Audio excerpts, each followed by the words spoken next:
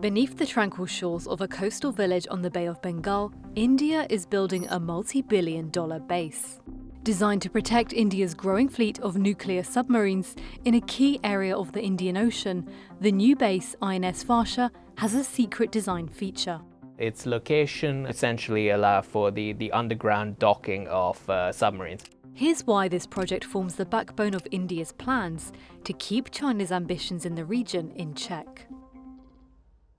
The Bay of Bengal lies north of critical shipping lanes that carry around 30% of all globally traded goods towards this narrow waterway known as the Strait of Malacca. And around 80% of China's oil imports pass through this critical choke point. The Strait of Malacca can be controlled by a number of powers which China might plausibly find itself in a conflict with. First and foremost, the United States Navy, but also, secondarily, the Indian Navy.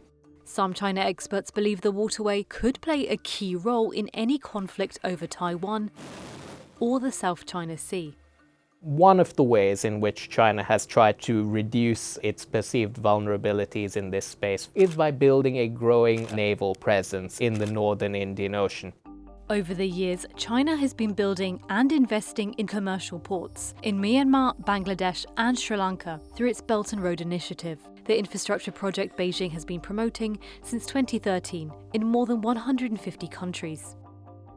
Chinese vessels, including those belonging to the People's Liberation Army or PLA, are now frequently spotted in these ports, like these two landing ships and a guided missile destroyer that visited Sri Lanka's port in late August, and docked just 4,000 feet away from the Indian guided missile destroyer INS Mumbai.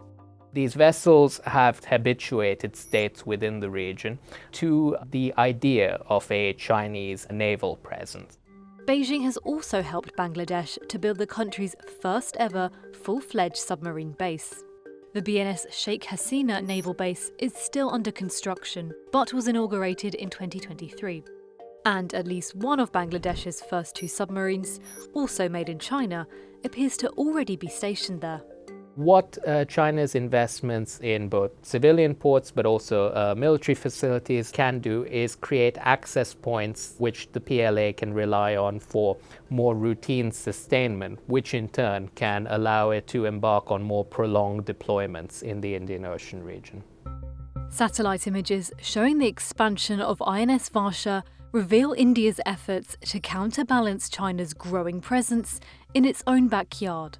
The most important part of the base will be the underground facilities within which Indian submarines can dock towards the right-hand side of the photo. The ability to build tunnels offer advantages both in terms of hardening but also protection against adversary surveillance.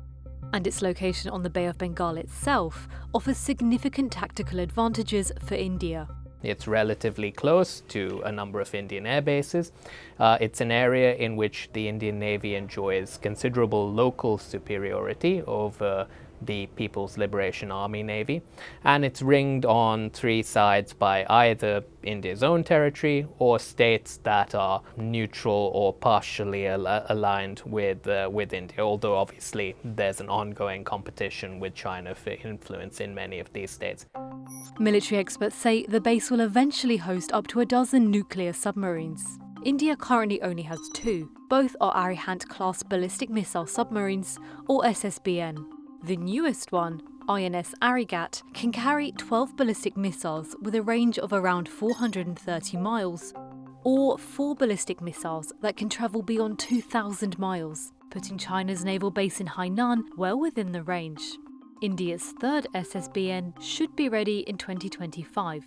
But India still lags far behind China, which already has 12 nuclear submarines. India doubtless would like to change this balance in the future. That being said, comparing numbers of like-for-like platforms is not necessarily the best way to look at a military balance, because geography and missions determine which platforms are most relevant. The question is not simply how many submarines of each type each country operates. It's also one of reach, because obviously operating closer to Indian shores, many of India's diesel-electric submarines are within operating ranges where they can be pretty effective against Chinese attack submarines. The Indian Ministry of Foreign Affairs didn't respond to requests for comment on how New Delhi perceives China's activities in the region. China's foreign ministry said Beijing's cooperation in the region is not targeted at any third party.